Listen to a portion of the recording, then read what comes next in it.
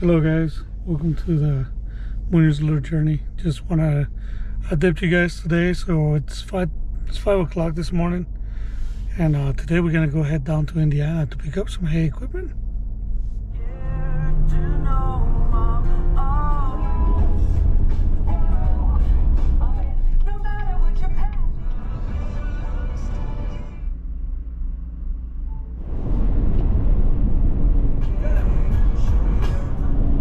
Hey guys, now that I'm much more awake than what I was at 5 in the morning, I can tell you guys what's going on and what I'm doing. Today, like I said, I'm driving down to Indiana, right? And I said I'm gonna go pick up some hay equipment. So that's one of the three things that we talked in our plans for the farm. You know, we wanted to get the chickens, the goats, and then we're gonna do hay. So it's like 28 acres of hay that was growing before we bought the land. And initially, you know, when I came out here, my plan was not to do any of this homestead farm. When I moved up here is I just wanted land. That's what I wanted. But, you know, there was something about just coming here and seeing that opportunity. I was like, no, I can't pass that up. You know, but anyways, another thing that I looked up, it's the people that owned the property before we bought it. They used to lease the land to a local farm so they could do hay. And I was like, at first I was like, okay, I could probably do that too. And I looked at the prices of like how much it would cost to, you know, to lease the land and stuff. And I think it's only like $90 an acre,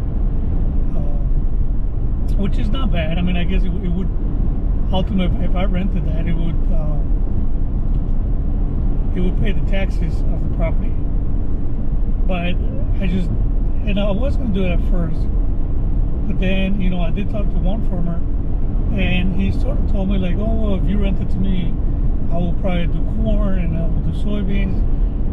And it just kind of struck me the wrong way, you know, because it kind of really just made me feel like I won't have any control of like what my land does.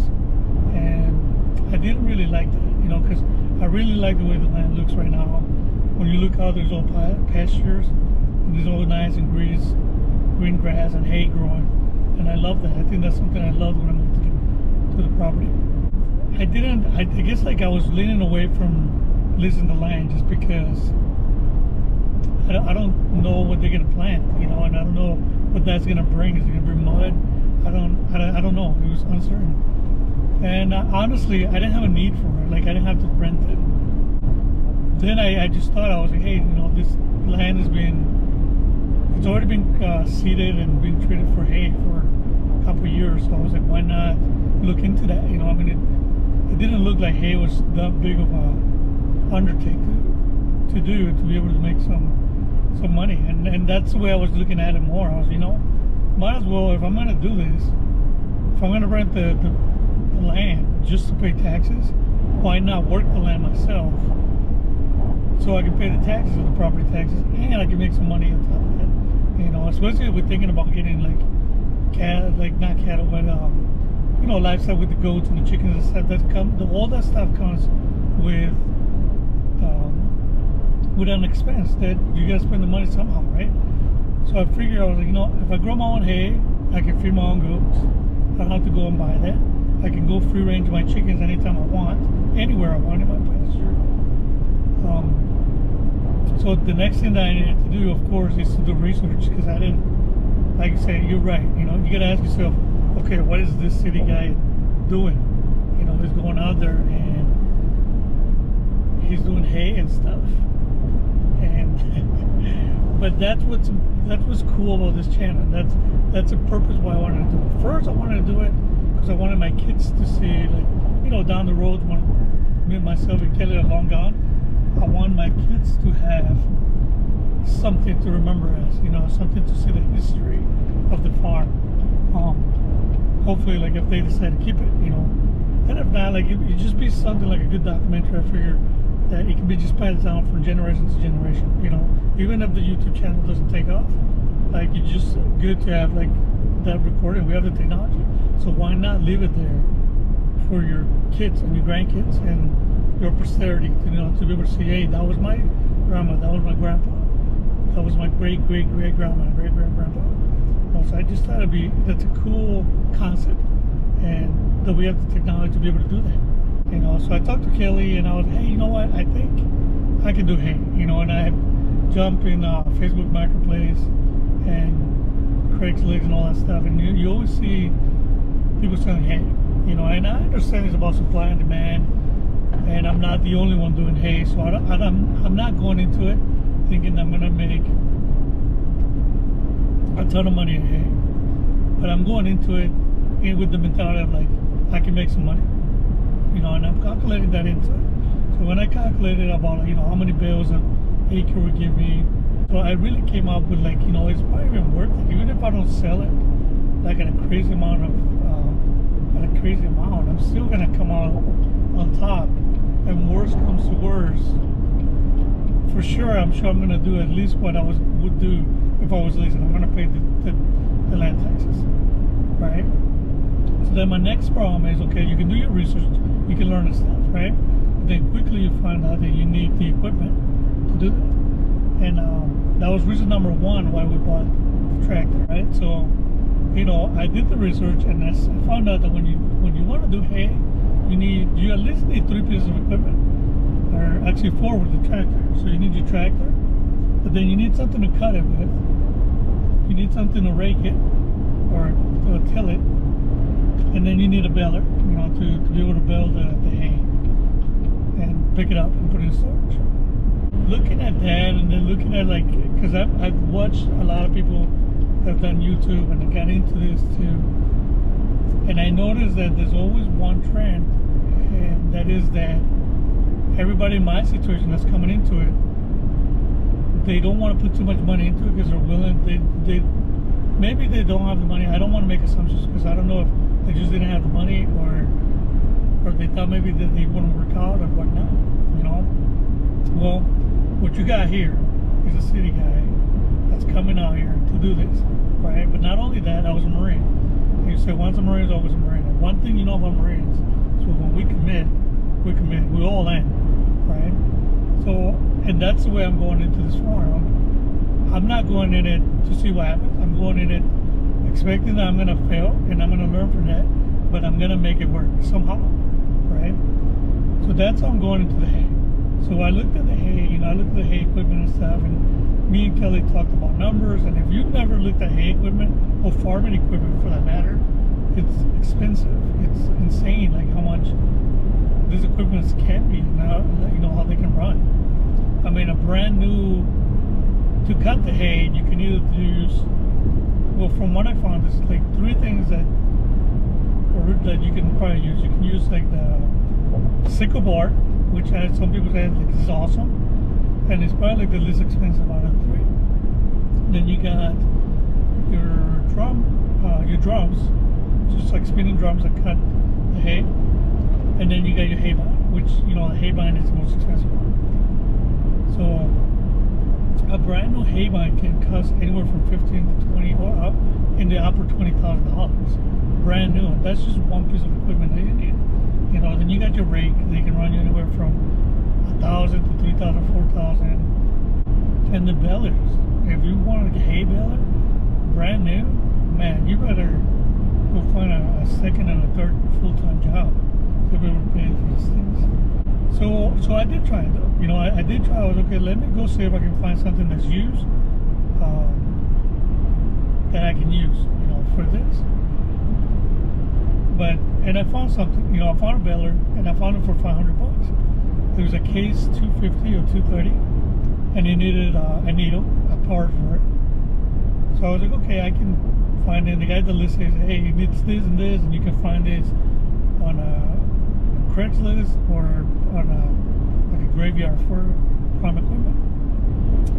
But little dude, okay, yeah, there's a reason why he was selling it, is because you can't find that part. That is either that equipment's too old or whatnot, and you could have somebody fabricate it and weld it together and whatever, but the whole piece is missing. So the problem is, I don't know anything about farm equipment, so even though like I can fix a car, I can work myself around a car and fix it. Farm equipment is different. Now, you know, you do from different things, different gears, which, you know, mechanically it should be somewhat similar. But the problem that I'm finding, you know, the problem that anybody that will have to come from the city and to do this, for me personally, is that I don't have anybody that I know personally, like family or friends, that are into this business, right? And they can help me with these things. Now, little bit by little bit, I'm meeting some people. Like, there's a couple people that I know from church that do it. But at the same time, like, I kind of almost feel bad in a way to ask for, like, because I have a ton of questions, you know, and they're willing to offer. But I'm like, okay, if you want to lend me an ear, I'm probably going to have to keep you for a month or two, you know, and I don't want to overwhelm people with that. So very quickly I found out that I actually, even from watching the YouTube of the people that have done this in the past, you can end up spending a lot of money by trying to save money buying used equipment, you know, especially if you don't know how to fix it. You gotta bring somebody else, you gotta pay them to fix it, and then you gotta buy parts. If you did it wrong, then you're losing that stuff. So Kelly gave me the green light, which I thought it was very gutsy of her, but anyway, she gave me the green light, and she was like, you know what, you focus on the hay and learning how to do it, and don't focus on like the equipment. So she was like, buy brand new equipment, so all you have to focus in is just cut the hay and learn and get better, right? So I had the green light from her, but I don't think she really realized the research that I'd done and how much this equipment was costing, right? But saying that she was on board with this idea, I was like, okay, let me look up, see if I can find equipment that works for this. And I came across this equipment, or actually this website is called Tractor Tool Supply, or Tractor Tool Company. Anyway, it's one of those two. But they sell, you know, they specialize in hay equipment. But their hay equipment is more tailored towards a small farm or a homestead, right? And their equipment, it comes from Italy, or I guess that's where it was manufactured, or where they get the supplies from. But it is a lot smaller equipment. It's not so industrial like what we see here in the States. And I really like that because I don't plan on going to go do hay for all the whichever much hay I want. I really just wanted to do it around my farm. You know, with that being said, I do have like 26, 28 acres that I grow in hay, so it's a lot of land. So I wanted to get equipment that would do the job. And I found out that their equipment is probably big enough for what I need in my land, that will have the power to do it, but it's not like overkill, you know what I'm saying? And the other good thing about theirs is that as far as for tractor, for horsepower, the PTO, you can, I think you can operate their stuff with as low as 35 horsepower. Don't quote me on that, but it's pretty low, you know, compared to the other machines, the bigger ones. And I figured, you know what, okay, one that's going to help me buy a smaller tractor, because I don't need a huge one.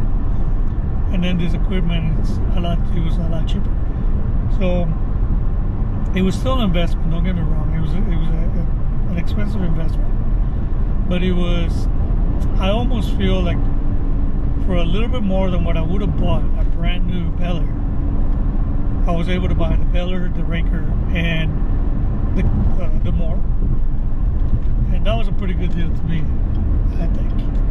You know, and really I think like farm equipment does hold its value. So I don't think it's a bad investment. I don't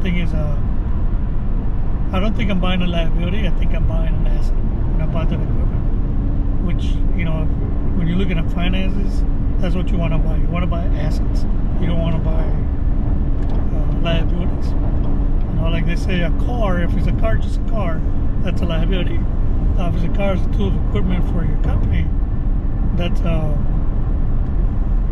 asset. You know, just like buying a house, that's an asset. Buying AirPods, that's a liability. You know, you don't need it. You spend a lot of money. But anyways, with all that aside, I ordered this equipment before December.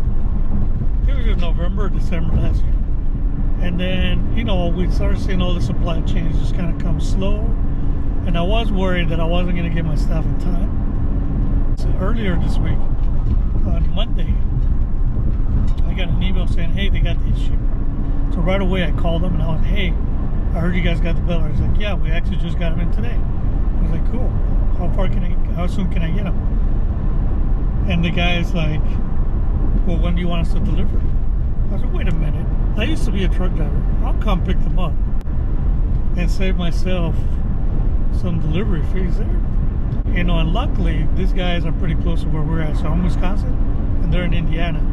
And luckily, they're not in California, where I probably would have had to get them shipping to me. That would have cost me more money.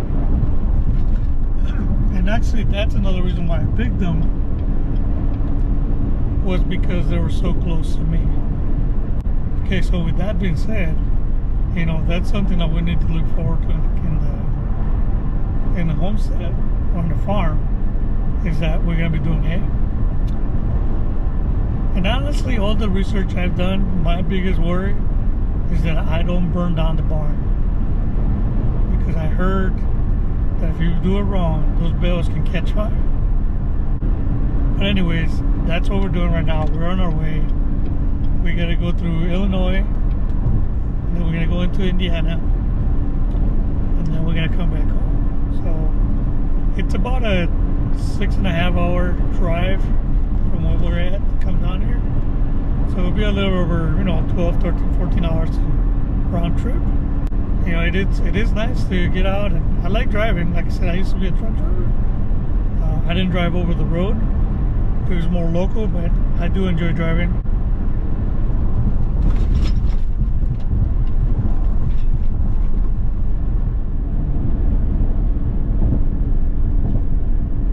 One thing I always do is put gas before I come into Illinois.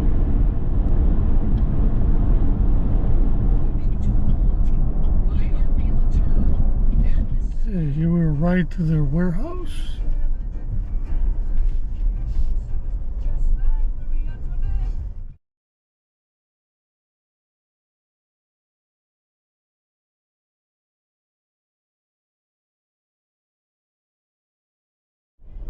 Okay guys, so we just picked up the hay equipment, and tell you what, we're pretty heavy, we're pretty loaded right now.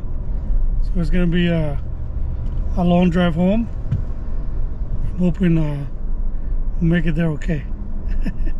I know we will. We got to help, we will. We're gonna take it easy, take it slow, and then we'll see what time we get home.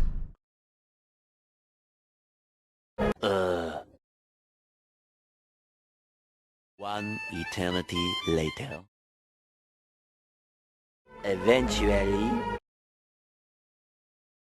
the next day later. Oh my gosh. Oh, okay. Well, at least we're off.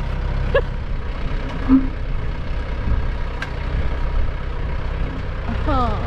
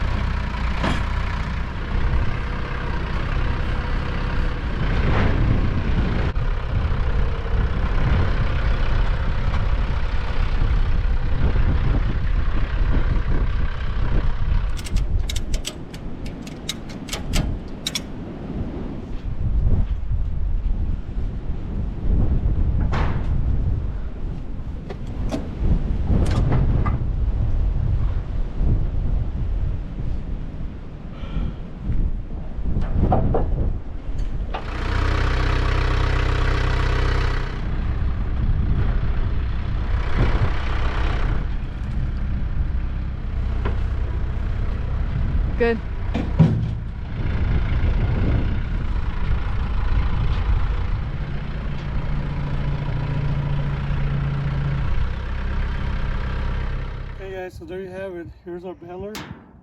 It's a Brietta M60 Super. Like I said, these are European hay equipment. So that's that. There's no assembly to that one. That one's actually ready to go.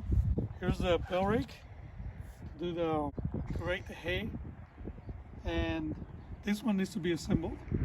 So we're gonna do that in a little bit. And here it's to cut the grass. Here's the disc drums, and the drums at the bottom has some blades so you can cut the grass. But yeah, this one too comes disassembled. So I gotta assemble it. We'll be ready to cut some hay. Alright guys, so thank you for joining us, and we'll see you on the next one.